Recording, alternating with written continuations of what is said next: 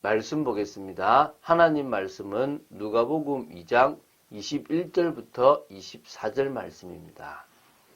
자, 오늘 우리가 같이 나눌 말씀은 누가복음 2장 21절부터 24절 말씀입니다. 한 목소리로 오늘 다 합독하고 나서 말씀을 보도록 하겠습니다. 합독하겠습니다. 할례할 8일이 되매 그 이름을 예수라 하니 곧 잉태하기 전에 천사가 일컬은 바라라. 모세의 법대로 정결 예식의 날이 참에 아기를 데리고 예루살렘에 올라가니 이는 주의 율법에 쓴 바 첫 해에 처음 난 남자마다 주의 거룩한 자라 하리라 한 대로 아기를 주께 드리고 또 주의 율법에 말씀하신 대로 산비둘기 한 쌍이나 혹은 어린 집비둘기 둘로 제사하려 함이더라. 아멘.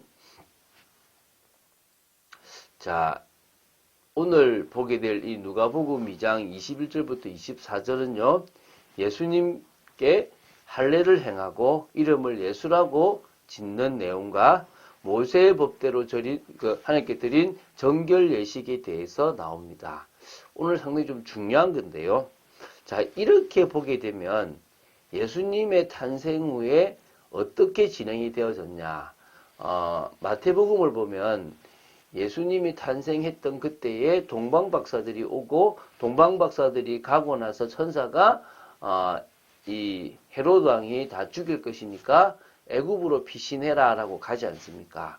그래서 대부분 보면 예수님의 탄생 그 시점에 동방박사가 오고 바로 갔다라고 되어 있는데 오늘 여기 보면 조금 달라요. 왜냐하면 8일까지는 여기 있었을 뿐만 아니라 정결 예식을 지키려면 40일이나 되어야만 됩니다. 그리고 그걸 어디로 가냐면 예루살렘으로 가야 되거든요. 그래서 좀 일정 자체가 좀 달라져요. 제가 한번 이야기하겠습니다. 예수님이 탄생한 곳은 베들레헴입니다. 그리고 8일이 지나서 베들레헴에서 할례를 받으셨습니다.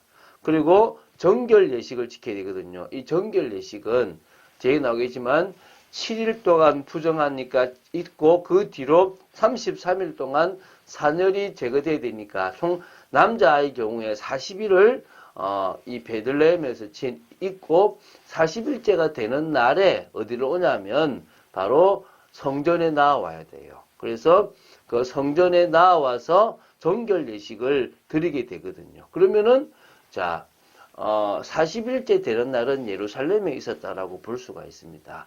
그리고 다시 어디로 갔겠습니까? 베들레헴으로 갔겠죠. 베들레헴으로 가고 있는 그 뒤에 어느 날, 바로 다음 날이든 어느 날에 누가 왔습니까? 동방의 박사들이 오게 되는 겁니다. 예물을 드리러, 축하하러. 그리고 천사들은, 다시 이제 뭡니까? 동방 박사들은 가고, 요셉과 마리아는 예수님을 데리고 애굽으로 가게 되는 거죠. 그리고 헤롯은 어떻게 되냐면, 2세 이하의 아이를 다 죽입니다. 다시 말하면 온 지 바로 온 게 아니기 때문에 언제 온지 모르니까 일단은 아이를 죽이게 되거든요. 바로 그 기간이 좀 되었다 생각하고 그러니까 바로 이 누가 온 게 아니 동방의 박사들이 그 당일에 온 건 아니라고 보시면 되죠. 그리고 애굽에 가 있다가 헤로드 왕이 죽고 나서 이제 가라고 하는 그 음성을 듣고 베들레헴으로 오기가 두려워서 어디로 옵니까? 나사렛에 와서 살게 되는 겁니다. 요게 대략의 일정이라고 보시면 됩니다. 요 이야기를 볼 거고요. 동방의 박사들이 예수님을 보러 왔을 때는 구유에 누워 있는 예수님을 본 것이 아니고 아마 어느 집을 빌려서 그것에 있는 예수님을 봤다라고 보시면 될 겁니다. 그거는 근거가 좀 있으니까 다음에 한번 보시면 되겠고요. 자, 오늘은 이 누가가 남긴 이 중요한 기록을 통해서 예수님께서 할례의 추종자, 가장 율법을 잘 지킨 사람으로 오셨다는 내용들을 한번 보도록 하겠습니다. 21절입니다. 할례 받는 부분이거든요. 할례의 시작은 창세기 17장에 나옵니다. 어려운 얘기를 자꾸 얘기하죠. 그죠? 아브라함이 99세에 하나님께서 이삭에 대한 말씀을 하시기 전에 아브라함이라는 이름을 아브라함으로 바꾸고 이제 너와 언약을 맺겠다 하면서 너와 너희 집에 있는 모든 남자에게 뭘 행해라? 할례를 행해라. 그리고 앞으로 태어나는 모든 남자는 8일 만에 할례를 행해라고 했습니다. 그때부터 유대인들의 관습으로 뭐가 되냐면 8일이 되면 할례를 행하는 관습이 있었다는 것입니다. 자, 근데 예수님은 사실은 할례를 사실 받을 필요가 없습니다. 이 어떤 의미에서는 할례라는 것은 언약의 백성이 거쳐야 될 하나의 정결 의식인데 죄 없이신 예수님이 뭐 받을 필요가 없지 않습니까? 그러나 예수님께서 할례를 받으신 것은 율법 아래 있는 사람들을 뭐 하기 위해서입니까? 구원하시기 위해서 친히 율법 아래 오셨다는 것을 드러내시기 위해서 됐다고 보시면 됩니다. 그래서 로마서 15장 8절에 보면 하나님께서 진실하시다는 것을 보여주시려고 그리스도께서 할례의 추종자가 되셨다라고 나옵니다. 이 말은 할례 받았다가 아니라 율법을 가장 잘 따르는 사람이 되었다 이 말이거든요. 그래서 조상들에게 하신 약속들을 견고하게 하시기 위해서 그렇게 하셨다는 거죠. 그리고 예수라는 이름은 이 마리아가 예수님을 잉태하기 전에 이미 천사를 통해서 지어진 이름이고요. 그 이름이 바로 자기 백성을 그들의 죄에서 구원할 자라는 구원자의 의미입니다. 그죠? 자, 21절부터 24절. 오늘 짧지만 요 내용도 또 중요하니까 보겠습니다. 자, 모세의 법대로 정결 예식의 날이 찼다라고 얘기합니다. 이게 이제 산모의 정결에 대한 규정이 있는 레위기 12장 1절부터 8절을 가리키는 겁니다. 산모는 아들을 낳으면요. 아들입니다. 7일 동안 부정하고 그 후에 33일이 지나야 산혈이 깨끗해졌기 때문에 그 33일 동안은 집에 머물고요. 그 다음에 이제 하나님께 나오는 거고요. 여자아이를 낳으면 좀 이유는 모르겠지만은 뱀이다. 두 일에 다시 말하면 14일 동안 부정하고 66일이 지나야 산혈이 깨끗해집니다. 그러니까 남자아이는 40일이 걸리고 여자아이는 80일이 걸리는 겁니다. 배가 되는 겁니다. 왜 그런지는 모르겠지만 어쨌든 그때까지는 몸조리를 한다라고 생각하시면 됩니다. 그리고 나서 이제 뭡니까? 이게 정결하게 되는 기간이 찼기 때문에 산모는 번제와 속죄제를 드리기 위해서 어디로 나오느냐? 성전으로 나오는데 대부분 법에는 번제를 위해서는요. 1년 된 어린 양을 가지고 가고 속죄제를 위해서는 집비둘기 새끼나 산비둘기를 회막문에 가져가서 이제 제사를 드립니다. 그런데 가난하다면 어린 양을 못 가지고 가니까 산비둘기 2마리나 집비둘기 새끼 2마리를 가지고 가서 다시 말하면 어린 양 대신에 산비둘기나 집비둘기를 드릴 수 있게끔 만들어서 번제와 속죄 제물에 그 제물이 되게끔 했다는 것입니다.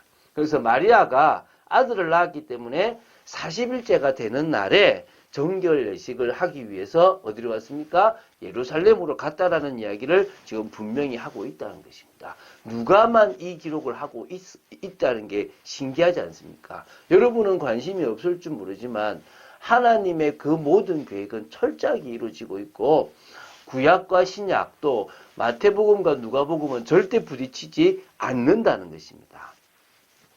자, 그래서 이게 지금 되거든요. 그래서 이제 그걸 하러 올라갔다라고 보시면 됩니다. 자, 그리고 이제, 23절에 보면요. 또 이런 말이 나와요. 이 정결 예식을 하러 갔는데, 여기 또, 그때 마리아만 간 것이 아니라 예수님을 데리고 가요. 그 이유가 주의 율법에 쓴 바 첫 해에 처음 난 자마다 주의 거룩한 자라 하리라 한 대로 아기를 죽게 드리고 하나님께 드린 거예요. 이거는 출애굽기 13장 2절, 12절, 15절에 나타나는 내용을 이렇게 복합적으로 인용했다고 보시면 됩니다. 출애굽하기 전에 6월절 규례를 지켰다는 그런 부분인데요. 이게 당시 장자 죽음 재앙과 관련이 있지 않습니까?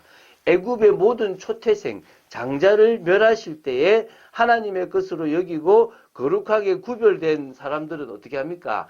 이 좌우 문설주에다가 피를 바릅니다. 그러면 재앙이 넘어가게 되고 그때부터 초태생과 장자는 하나님의 것으로 드려지게 되었다는 내용입니다. 근데 그거 대신에 누굴 드렸냐 그러면 레위 지파를 드리게 되거든요. 근데 이 전체 이스라엘 숫자, 잘 들어보십시오. 이스라엘 숫자와 레위 숫자가 숫자를 세어보니까 레위 숫자가 작아요. 그래서 명수만큼 또 5세계를 한 사람당 5세계를 더 주면서 그때부터 성전세를 내게 되었다는 거예요.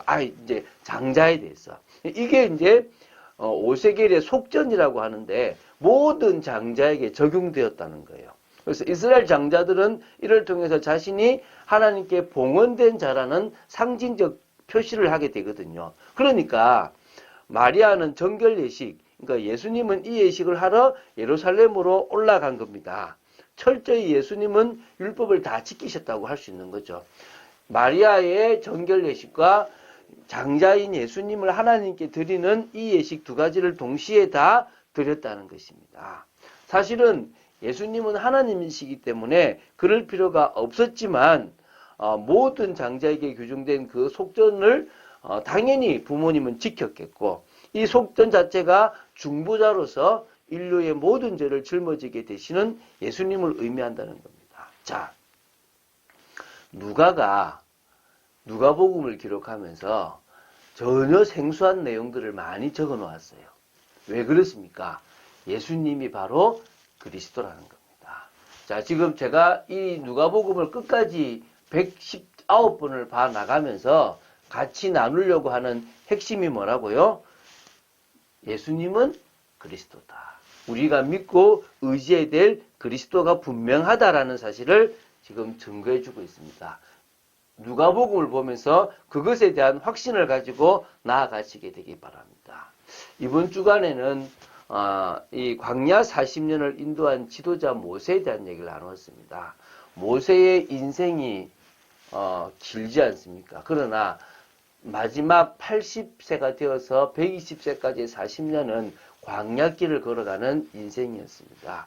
광야길은요, 불평과 원망, 이스라엘의 범죄가 많았고 적들의 위협도 많았고 하나님 앞에 범죄함으로 38년간 유리방황도 하게 되고 모세를 향한 비난과 반역도 많았습니다. 그런데 그런 그 어려운 길을요, 하나님의 능력으로 넘어섰고 중요한 메시지를 전달하며 넘어섰고 믿음의 든든한 후대를 세우며 넘어섰고 영원한 하나님의 말씀인 모세오경을 기록하면서 넘어섰다는 것입니다. 우리도 이 광야 같은 세상을 걸어갑니다.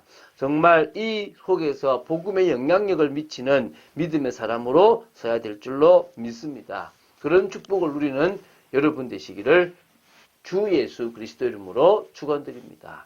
주는 그리스도시요 살아계신 하나님의 아들이심을 고백합니다. 오늘 이 새벽에 너무 어려운 이야기일 수도 있지만 중요한 이야기를 나누었습니다. 아버지 하나님, 저희들에게 은혜를 내려주시고 예수님이 그리스도라는 분명한 사실과 구약의 모든 절차들을 오늘 제대로 알고 믿는 축복이 있도록 지켜 주시옵소서. 감사드리며 오늘도 우리의 삶 속에 주님이 역사하시길 간절히 소원합니다. 주 예수 그리스도 이름으로 기도드립니다. 아멘.